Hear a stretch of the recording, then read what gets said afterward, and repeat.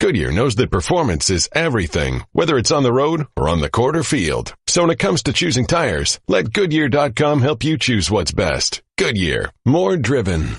And now, Jalen and Jacoby on ESPN Radio. When I pop the trunk, head the deck. Y'all pop the trunk, I pop the hood. Now act stupid, I'll pop the trunk. Now give me your boom. Here's Jalen versus everybody. What up, yo? I'm David Jacoby. And on the cool check-in, center stage on the mic. And we putting it on wax. It's the new style. We're Jalen and Jacoby. What do? We get the people what they want.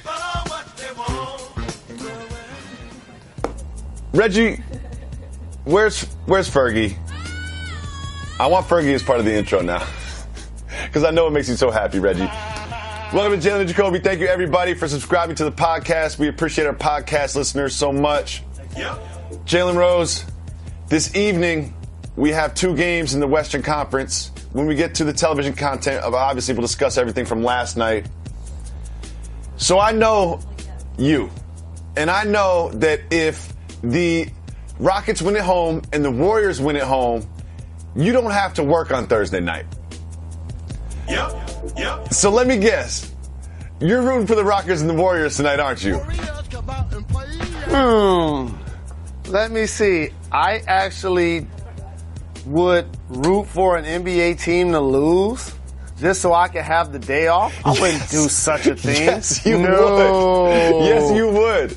I know you're texting James Harden right now. Be like, yo, you better get 45 tonight. I got somebody else that has a vested interest in that too. Look. Beans! I know for a fact that you're going to be screaming at the TV, drinking your red wine, throwing your popcorn all around the living room. Man, let me tell you something. I don't know who has bigger pom-poms for the Rockets and the Warriors. Their home fans or Michelle Beadle and I. I believe it. So here's what I was talking with amongst the staff about this, though, is I would give both the Jazz and the Pelicans about a 33% chance to win this game, right?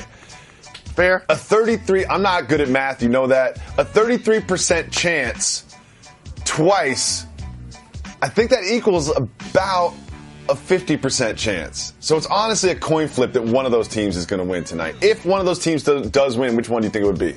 Well, first off, I think 33 Don't do it. Don't do it, Jalen. times 2 Don't is do it. 66. That's not how it works. That's not how it works, Jalen. Don't do it. Don't do it. You're burying yourself here. It don't matter. I ain't trying to do no math. They both losing tonight. So let's focus on that. Let's get on to the Western Conference Finals. And again, there are no surprises happening in this Final Four. The only surprise is the fact that the Celtics made it without Kyrie Irving. That's the surprise. Yeah, I suppose so. And in that Warriors-Rockets matchup, how important do you think it is that the Rockets have home advantage? I think it's important because 80% of the time when you play Game 7 on your floor in the playoffs, in the NBA, you win. Now, that's an absolute fact. So if you're the Golden State Warriors, you don't want to put yourself in that position. Nope. But also, if you're the Rockets, you give yourself a level of confidence knowing that you're going to play the first 2 games on your floor, and you got a chance to put a stranglehold on the series if you could take both of those games, because it's truly hard to beat a team 4 out of 5 at that point. Yep.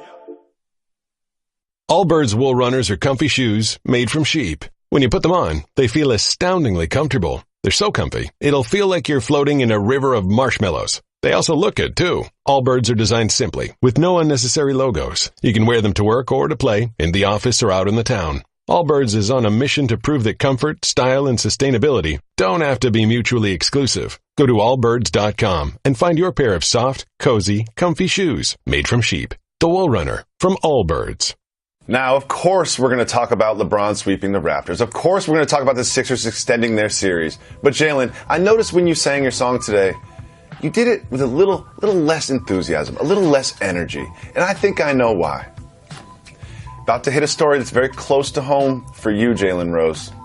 The Detroit Pistons have separated themselves from their former head of basketball operations and head coach and all around one of my favorite people in sports, Stan Van Gundy, no longer with the Pistons. And I ask you this question looking forward. What is the future of this franchise, Jalen Rose? First and foremost, thank you, Stan, for all of the time, energy, and commitment that you've given to the city of Detroit and the community, your charity work, you and your lovely wife, and all the support of JRLA. You're still a part of that family. Hope to talk to you soon. With that being said, I think the future of the franchise has to evolve around two people. Blake Griffin, who was acquired this year, who's been a perennial all-star, and Andre Drummond, who has what it takes to be a perennial all-star. Now who they're going to play with.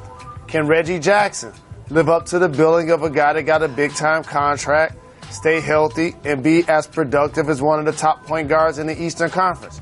That's what their roster going to revolve around, and also Luke Kennard, who they took in the first round in last year's draft. So, Jalen, I want you to take a look at sort of whoever takes on these new jobs, what they have to work with, because there's not a lot of wiggle room when it comes to salary cap with this team. You take a look at what they have, right? You've got Blake Griffin. He's locked in for 3 years, $31 million, $34 million, $36 million. And then you've got Andre Drummond. He's got 25, 27, and then a player option for 3 years. Reggie Jackson, 17 and 18. And then, you know what's next. So there's not too much wiggle room to make changes. Do you think that this will be the core three, or do you think that there could be a potential trade in the future of this franchise? First and foremost, keep getting them checks, John Lure. I love John Lure. I didn't realize he was eating like that. Yeah, he is. But you notice how his salary goes down after this year? Right. He make more this year than he make next year. Yeah. What is that saying about his productivity? But again, in the NBA, it may seem on paper like teams are hamstrung with deals. But when you look deeper in the rosters, and the Toronto Raptors are going to be a part of conversations like this, there are ways to trade contracts that are unfavorable to a squad. So I don't think Detroit will have problems if they're willing to make moves to do so with teams across the league. Is there any chance that you'll be the head coach of the Detroit Pistons? There's approximately a 5% chance. Oh, that's 1 out of 20. That's not bad. That's exciting. You heard it here first. Jalen Rose is 5% chance going to be the next head coach of the Detroit Pistons. Moving on, you brought up the Cavs and the Raptors.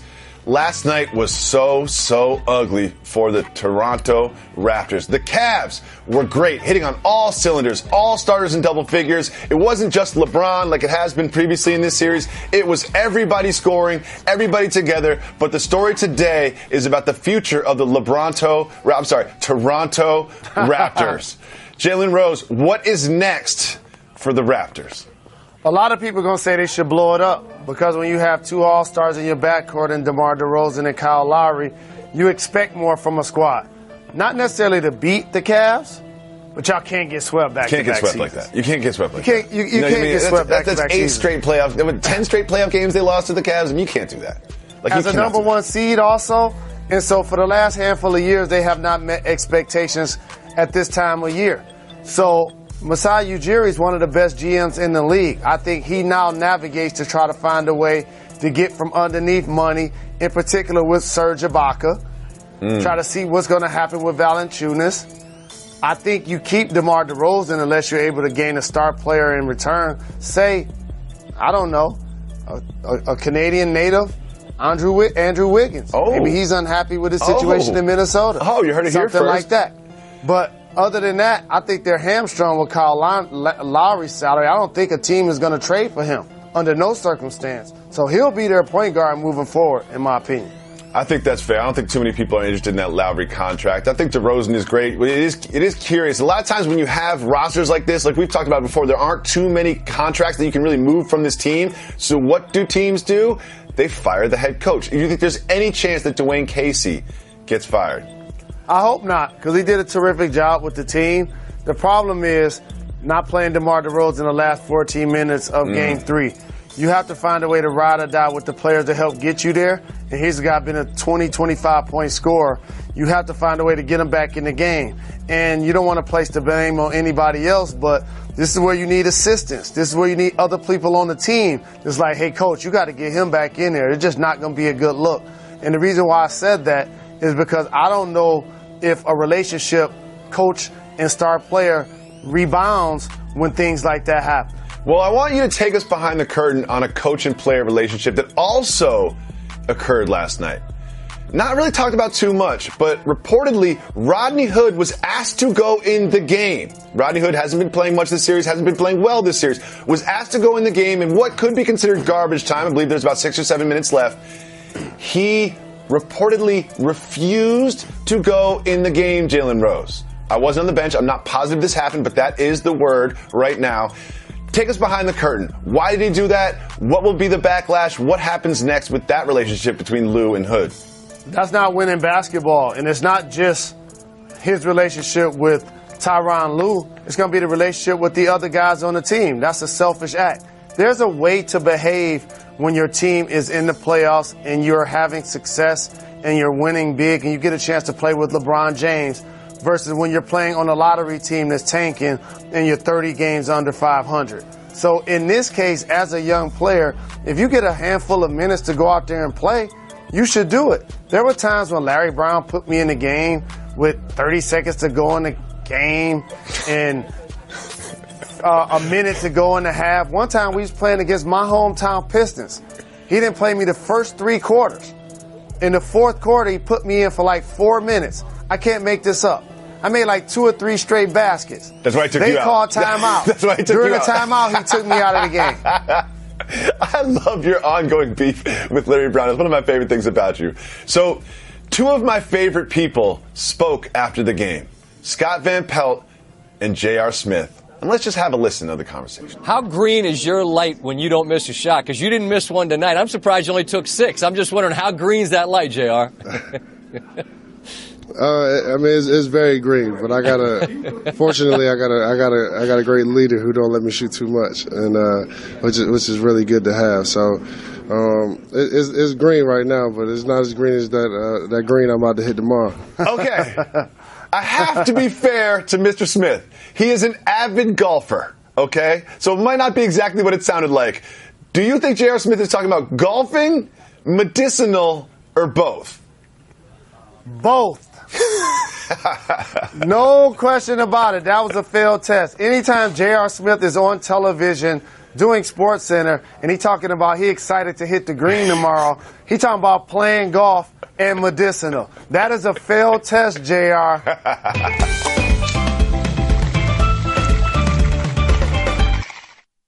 Sometimes it's hard to find a satisfying vape that's simple and convenient. Blue, who introduced vaping to the world, is now introducing My Blue. My Blue gives you all the satisfaction with none of the hassle. Just click and go. With My Blue's easy-to-use one-click liquid pods, you can switch between flavors in seconds. There's a range of flavors to choose from, and it takes just 20 minutes to charge. For a limited time, Blue is letting you try their new My Blue starter kit for just $1. But hurry, this won't last long. Terms and conditions apply. Go to myblue.com today to learn more. They put T.J. McConnell in the starting lineup, and he delivered. 19 points from T.J. McConnell, a little bounce-back game from Dario Saric, a little bit of tension, and we now have a 3-1 series in the Eastern Conference semifinals between the Celtics and the Sixers. Teams that have gone down 3-0 in the NBA playoffs in a 7-game series are 0-129. Is there any chance the Sixers could be the first team of 130 chances to win after being down 3-0 in a series?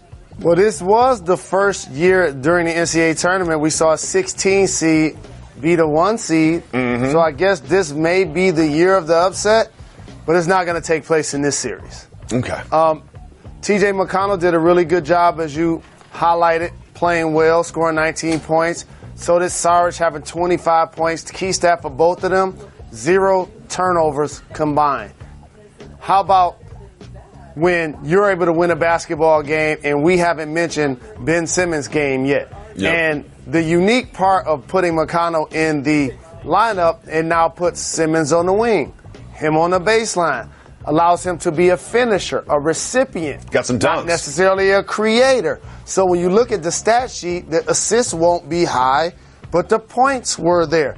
This is why if they were to acquire another primary ball handler like a LeBron James, it shows you how you can't have two triple-double threats that in theory play the same position. In today's game, it's like a point guard sometimes. It's like a four sometimes.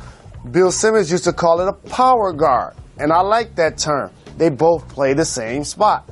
But it works for that situation because McConnell's a smaller guard, and he played well. Joel Embiid still had a double-double. And so they go back to Boston with some hope. But I think the role players for Boston, in particular Jaylen Brown, who scored in single digits, and also Al Horford, who had a playoff low 10 points, they both play a lot better in front of their fans. Jalen, I've watched every game in this series, and I haven't seen the number one pick in the draft, Markelle Fultz. Is he healthy? Is he on the team still? Is something going on in his personal life? Why has Brett Brown started tinkering with the lineup? He's putting in McConnell. He's trying all kinds of different things. Never once thought to put Markelle Fultz in the game? Well, here's the thing that is baffling for me. The last game of the regular season, he had a triple-double. Yeah. So I know that he's gone through a lot as a rookie, and this kind of reminds me of how I felt with the Jahlil Okafor thing. I'm on the outside. I'm not at practice every day, but when I see a young guy continues to be buried in theory, but when I see him on the court, it seems like they perform well. I just look deeper into the box score and pay attention to things like that. There's never, and I don't need Elias to tell me this, been a number one pick the year he got drafted and the team made the playoffs getting DNPs like this. That's interesting. That has never happened. I can't think of a time that happened. Obviously, injuries aside, I can't think of a time that has happened. I can think of many times in the playoffs when we had hold me back moments, and last night we had one in this series, but it was a little weird. Let's take a look at the Rozier and Embiid back and forth. He wants the ball, he doesn't want to give him the ball, so he kind of pushes him in the chest. Hold me back! Exactly. I mean, this one was weird to me because it seemed they both got texts, and then Embiid kept jawing later. He was in danger of getting himself out of the game. What did you make of this little back and forth between Rozier and Embiid? Well, when you're the team with 3 victories versus the team that now has 1, as a coach, as a teammate, in front offices, this is what people say. Man, I wish Joe would have brought that in game 1. Because that probably would have changed the dynamics of the series. And what ends up happening is you become somebody in retrieval mode when your team is already trailing in the series. You don't want to lose in front of your home fans. And so they came out and played with a level of emotion that carried the day more than just their productivity, because you can't talk about having a process and then go into the summer right after you just got swept in front of your home fans. It's just not a good look overall. So I do think because of that reason they were able to take Game 4. I don't think that they're going to win Game 5. I think Boston plays a lot better. We'll see. Another thing we'll find out about, there are 2 Game 5s in the Western Conference. There are also 2 3-1 series with 2 teams playing for their playoff lives. The Rockets host the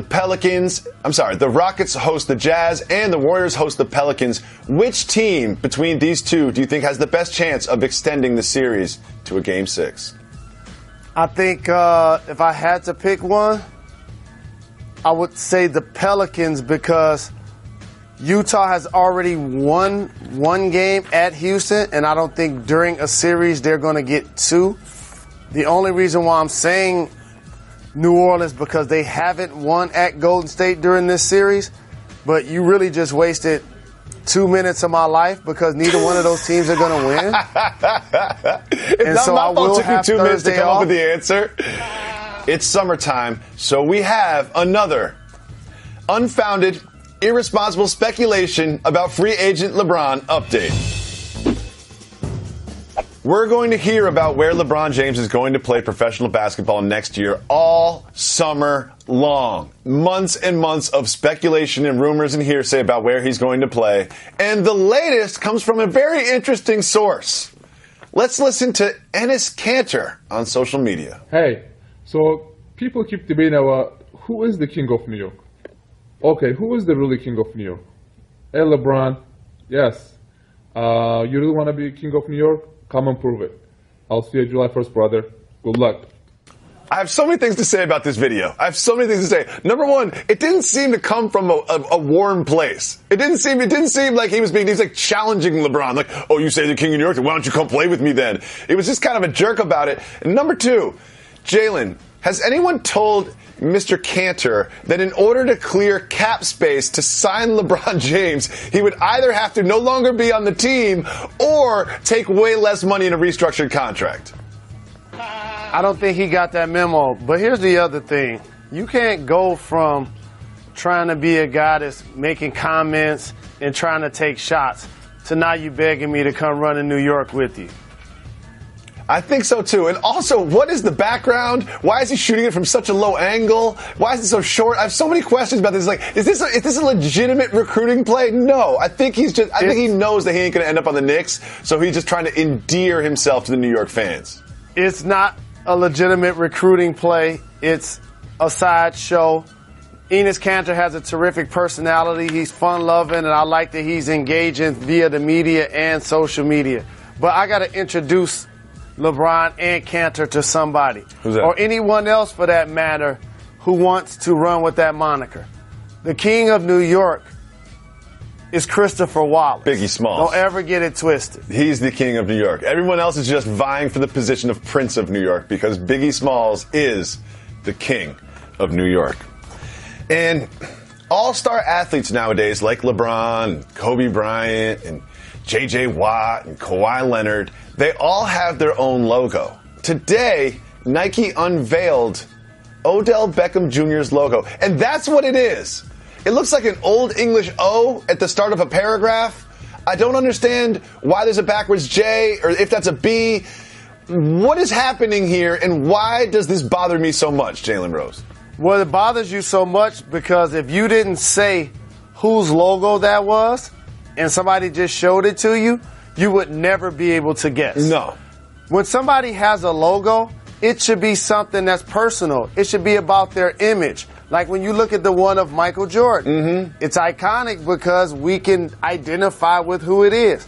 That one, you don't know who that is, so it becomes irrelevant really fast, and it's ugly. It is ugly. It's just so boring. Like, I would never want to put that on a t-shirt and wear it. Like, Kawhi Leonard has a big hand. Kobe Bryant has that, like, Black Mamba thing from Kill Bill. Like, let's not, if you're going to make a logo for somebody, you have to think more than just their initials. Like, be more creative than that. Finally, last night was the Met Gala.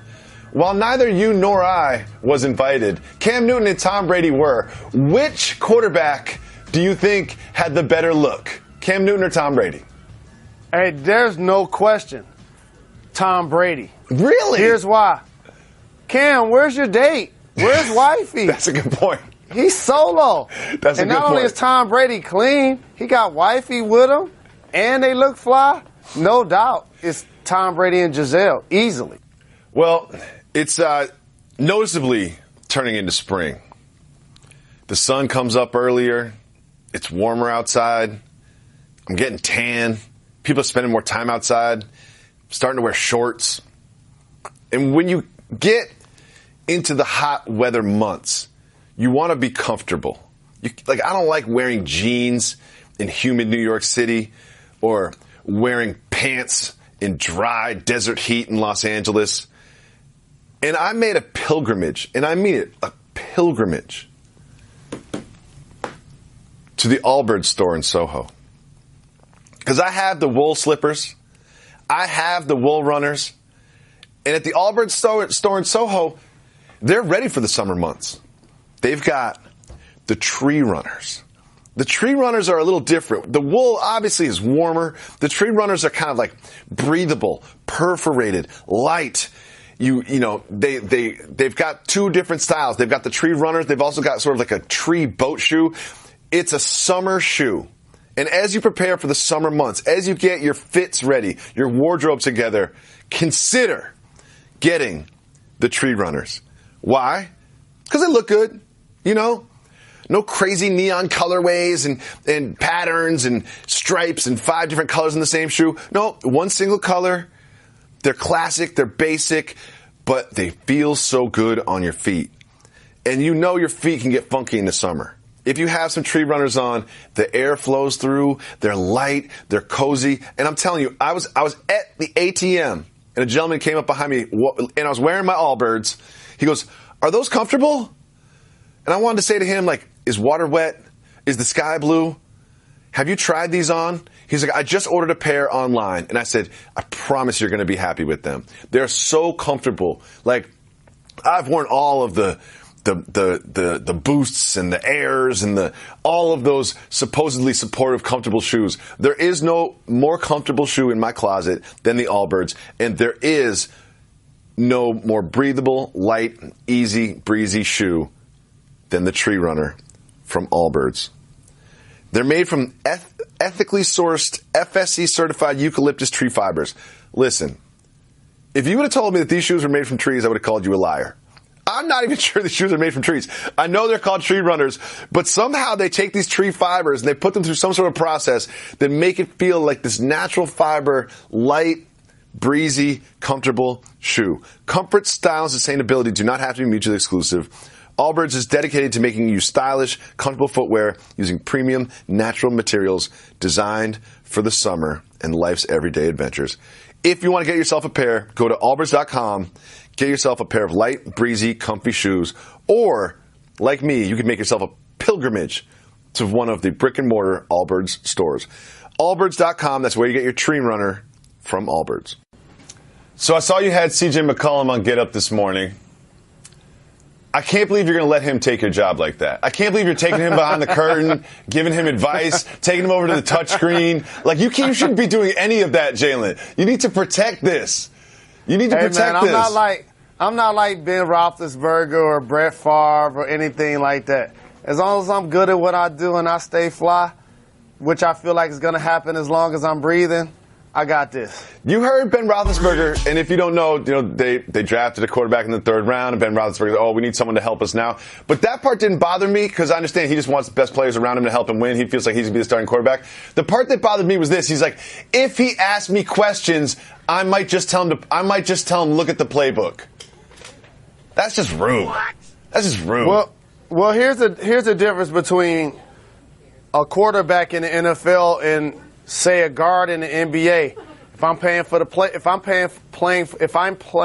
Pacers, I was there at a time where we drafted Al Harrington, Jonathan Bender, and Jamal Tinsley. Mm-hmm. But for me, I played all 3 of those positions, so I got a chance to move in other spots and get minutes. As a quarterback, when they're on the field, you're off. So that dynamic is a lot different in that situation. But also, while quarterback has become clearly the most important position in football. Always was. Those are the most sensitive individuals of all time as it relates to the roster.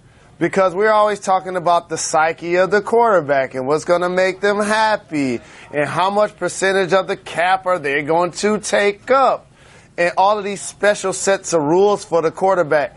But if I'm Ben, I don't say that publicly because that make you sound petty. Of course. Yep.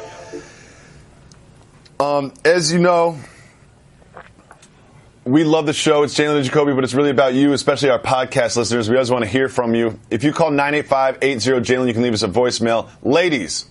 Hey, ladies! Make sure you call 985-80-JALEN and leave us voicemails. It was so encouraging to see so many females at our live shows in New York City. We expected it to be, a lot of times when you do shows like that, especially when you talk about sports, you get a small percentage of females. The females came out to our live shows in New York City. So continue that support. Make sure you call 985-80-JALEN and leave us voicemails for tomorrow's Woman Crush Wednesday show. But right now, we're taking all callers like this one. Shout out, Reg. Shout out, Jalen and Jacoby. Hey, guys, this is Mike from Oakland. I have a quick question. How do you guys feel about barbecue? Jalen, I know you're on a diet, and I know you don't really eat red meat, but do you make any exception for excellent barbecue, like ribs, brisket, or pulled pork? How do you guys feel? Let me know what you guys like. Keep giving the people what they want. Okay, the question is very simple. What type of barbecue do you like? And barbecue is probably my favorite food in the world. My favorite food in the world. It's my favorite food in the world, okay? But I'm going to say this. Nothing beats really good ribs. Nothing beats good ribs. Nothing in the world beats good ribs. I would say of all things, ribs would be number one. A pulled pork sandwich with a lot of inner beauty hot sauce would be number two. Brisket is hit or miss. You know, it's not always as juicy as I want it to be. Jalen Rose, what is your barbecue preference? So here's what I learned about my eating preferences as it relates to barbecue, and I'm going to bring chicken into this conversation also. It seems like I prefer meat that has bones. So like I like wings and drumsticks, but I don't love tenders as much. Okay. I like ribs, but I don't like brisket as much. So that would be my answer to this professional question. Oh, it's a professional question. What about a branzino fish that comes like bone in? I don't like to do fish that has a lot of bones. Me neither. My favorite fish is like sea bass or salmon. That's what I normally choose. So I'll take those. Catfish, I love it, but haven't had it in a while. Catfish has to be fried for me. So Jalen, I'm trying to be off the fried food. How come every time I see you, you order French fries then? It's bad for my skin. How come every time I see you, you order French fries? I haven't seen you not order French fries no matter what time of day it is. I know. That's the only time I'm eating it is when you seeing it. If you had to pick one barbecue side, what would it be? If I had to pick one barbecue side, macaroni and cheese. Oh yeah, good call. Yeah. I consider macaroni and cheese a meal. That's how much of it I eat when it's available. I appreciate the call. As always, you can hit us up at 985-80-JALEN. Leave us a voicemail, and we'll play it on the show just like this. Yo, Jalen Jacoby, what up, though? Jay Money from North Atlanta. Currently about to pick up this nice young lady from the airport and head to Montgomery from the north. So I want y'all to know, domestic, state-to-state travel, Jalen and Jacoby getting played.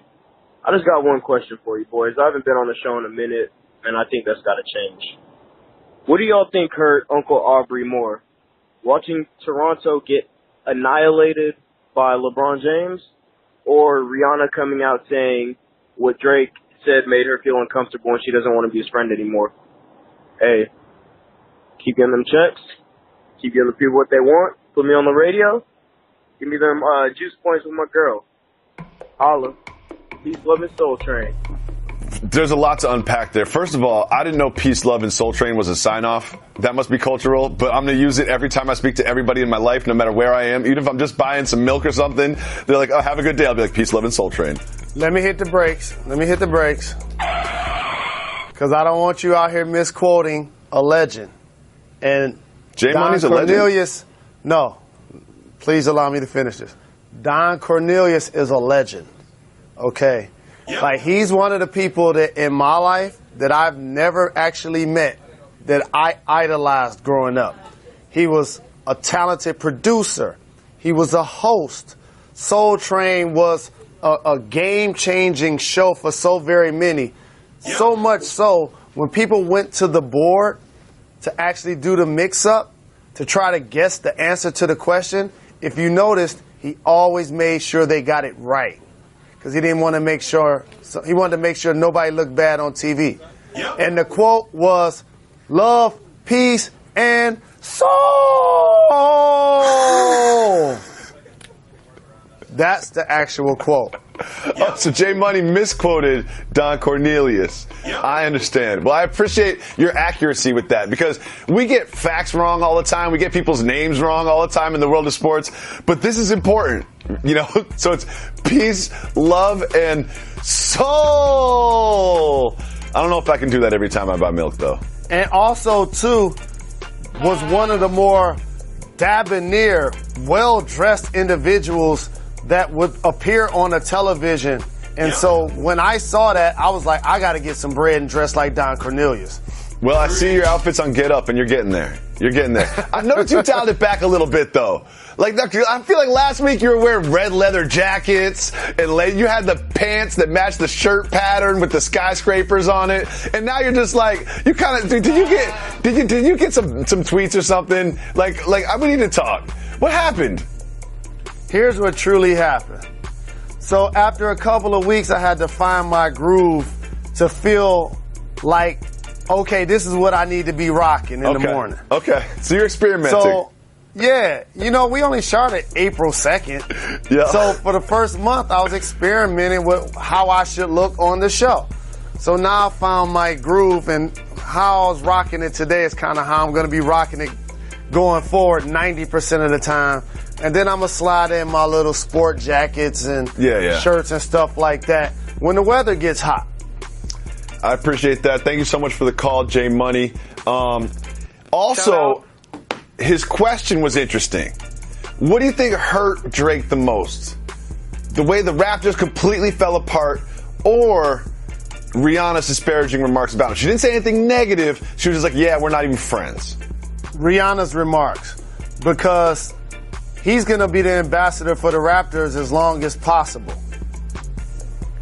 When somebody that you consider a friend, and I don't know the personal dynamics of their relationship, comes out publicly and says that they don't want to be your friend anymore, it's one thing to actually think it. It's another thing to say it.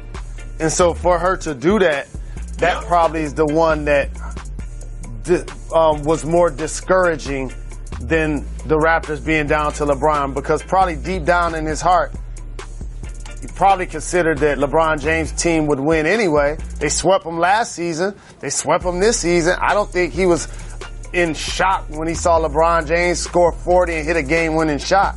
No. But he probably was in shock when he looked down and saw her name trending for that reason.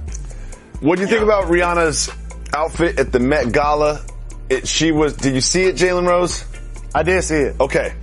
The theme was heavenly bodies, and Rihanna was so on theme that she dressed up as the Pope. She had the Pope hat on, and when I first saw it, I was like, I don't know if you can do the Pope and look that sexy. And then I was like, you know what? Rihanna can do anything. Rihanna can do anything. She can do it. She can pull it off. So a few things that stood out to me from the Met Gala. Number one, I love how Brady and Giselle were there representing. They clearly didn't get the memo that you should dress in a theme, because they didn't do it. No. And when they did all of their photos, Tom Brady was palming the backside. He wasn't playing around.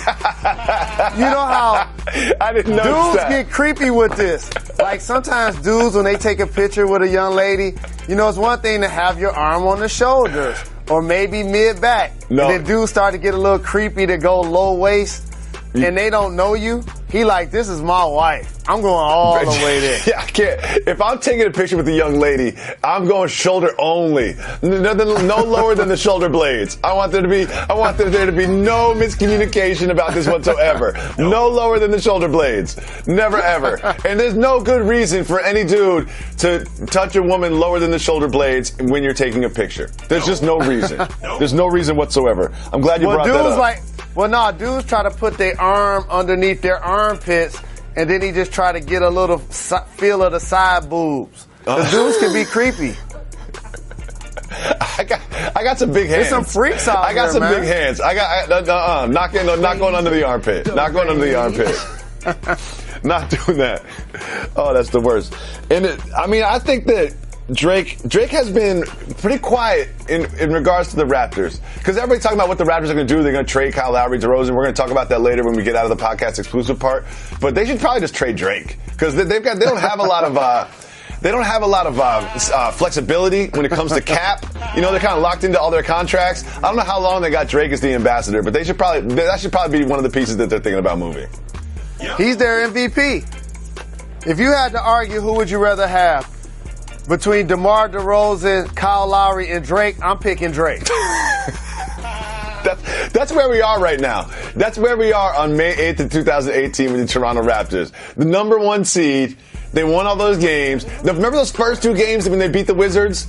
I was like, I never really believed in this team. But after those first two games, I was like, I think I believe in this team. I don't believe in this team anymore, Jalen Rose. No. I don't really believe in this team. Gotta make moves. Anytime 9 of your 10 rotation players are under contract for next year, the one that isn't is Fred VanVleet. You looked at now, how can you break down the roster? I think they're stuck with Kyle Lowry's contract, probably stuck with Serge Ibaka's. Mm-hmm. Now, there are some teams around the league that have some deals that are large that may want to get moved, like a Carmelo Anthony or Andrew Wiggins or Nicholas Batum. There are players out there that you can do deals for, but is it necessarily making your squad better? I don't see it happening on paper. Therefore, it's going to be interesting to see what happens with this team as it progresses. I wasn't watching the game last night like, oh, if they had Nicholas Batum, this would be a different series. I wasn't doing that. You know what I mean? I wasn't like, they're Carmelo Anthony away from an NBA championship. Like, that's not what I was thinking last night when I was watching them get waxed by LeBron and the Cavs. I want to thank Jay Money for the call. Definitely going to give you juice with your girl, quote unquote. Shout out. Let's listen to another voicemail. Yo, what up, Jalen? Shout out, Reg. What's up, Jacoby? It's your boy Zach from GA. Go Pacers. I got a question for y'all, since y'all seem like you love doctors, as Stephen A. calls himself. Kind of got a crush on my best friend's sister. I don't know what to do about it. Should I tell her? Should I just keep it on the DL to myself? How should I handle going about this situation? Y'all let me know. Peace. I got your back. Wow. Hold on. Let me handle this for you. Wow. I got your back. Please, Jalen. I don't even know what to do with this. I got your back. The key words are crush. The other key words are best friends. And then another key word is sister. This is really tricky. So let me break this down in levels. First off, is she younger or older? Younger, I'm guessing. That's a big distinction. Yep. So I'm going to assume that she's younger. If she's younger, you have to tell your best friend before you tell her. Even if she's older, you have to tell the best friend before you tell her. Here's my thing. No, that's different. See, I'm going the other way with this. Okay. That's different. Let's just say, I don't know how old this young man is in Indiana, but I'm guessing. I'm just going to go out here and guess. I'm guessing that he's not going to marry and spend the rest of his life with his best friend's sister. I'm just going to go out there and guess that, right? Because over the course of, I'm a unique person. I've been dating the same person forever. Over the course of your adult life, you probably end up in, let's say, 4 or 5 serious relationships, okay? And you know what? Only one of them lasts. So if you could forecast your life, gentlemen that called and left this message, you have to understand that at one point, even if you have a great relationship with her, at one point you will break up. This is not forever. Do you know what is forever, though, Jalen Rose? Best friendship. So why even risk it? Even if your best friend gives you the blessing, why even go down that road? Why even bother this? There are so many women in the world that are not your best friend's sister. Find one of those. I'm saying this is a no-go zone. Older sister, younger sister, anything. That's a no-go whatsoever. Whatsoever. No. Or you just make out with her once so you can make fun of your friend about it for the rest of your life. That's another way to play it, too. Another way to play it is to just one time make out with her, just so when you guys are old, you're 60 or 70, you'd be like, yeah, I made out with Sarah. You know I did. That's another way to go. But I would probably go the first route. But who am I? We got time for one more voicemail. Let's listen. Hey, what up, Jalen and Jacoby? This is Jay calling from Duval, Florida. I have a question about this particular situation. Just like you all's girl, Molly and Joey, my girl also doesn't listen to the show, so I need to know y'all honest opinion on the situation. So as you know, it's around wedding season or whatever, and me and my girl's been dating for probably about 6-7 years now, and I've been thinking about proposing. However, at the side of it, I get cold feet. I start wondering if she's the one and things like that. Now, my mom always told me to put around yourself somebody that's younger than you and somebody that's older than you to gain wisdom. So, of course, everybody that I know that's older than me, they're out on vacation with, of course, their wives. So I decided to come to you, Jacoby. You've been with the same woman for infinity. So let me know, what was your thought process when it got down to there? Should I be worried that if I'm thinking that if she is the one, that lets me know that she's not the one? Or did you get cold feet? Or did you go through the same process? Let me know what I should know in this process that I'm going through about proposing. Appreciate it. That's deep, Jay. Jay from Florida, that's deep. Now, It's just us here. Like he said, Molly doesn't listen to the podcast. Nope. My wife Joey doesn't listen to the podcast. His girl doesn't listen to the podcast. Nope. So it's just us. This is a safe space, okay? This is a safe space. I would never say this if my wife listened to the podcast. You're never 100,000% when you get down on one knee. No one's ever been 100% when they got down on one knee. It's really like, are you over 95? Like, no one's ever 100% happy with their significant other. That's never happened. There's never been, you know that couple that says, like, oh, we've been together for 4 years, we never fight. Like, y'all got a problem. Like, there's something wrong with that. Like, you're never 100,000, Jay from Duval. That being said, you have to ask yourself, can I not live without this woman?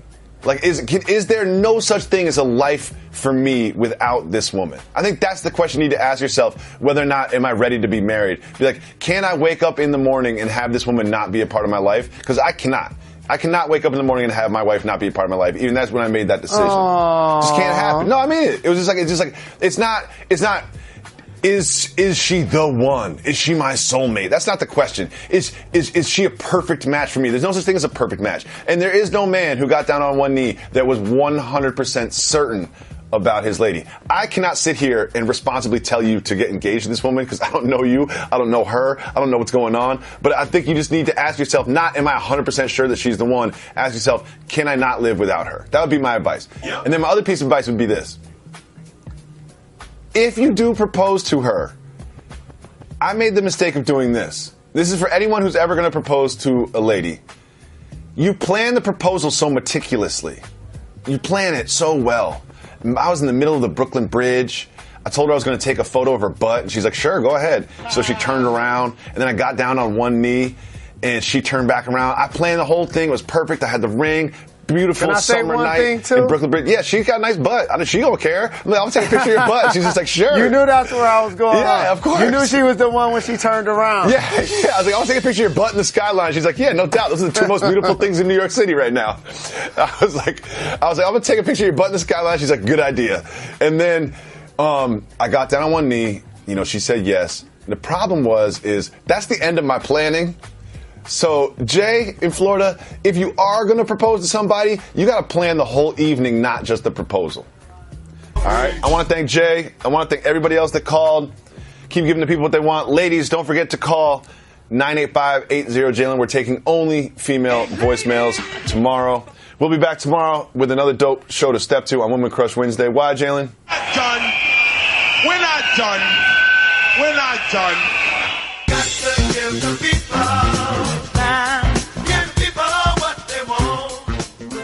Allbirds wool runners are comfy shoes made from sheep. When you put them on, they feel astoundingly comfortable. They're so comfy, it'll feel like you're floating in a river of marshmallows. They also look good, too. Allbirds are designed simply, with no unnecessary logos. You can wear them to work or to play, in the office or out in the town. Allbirds is on a mission to prove that comfort, style, and sustainability don't have to be mutually exclusive. Go to allbirds.com and find your pair of soft,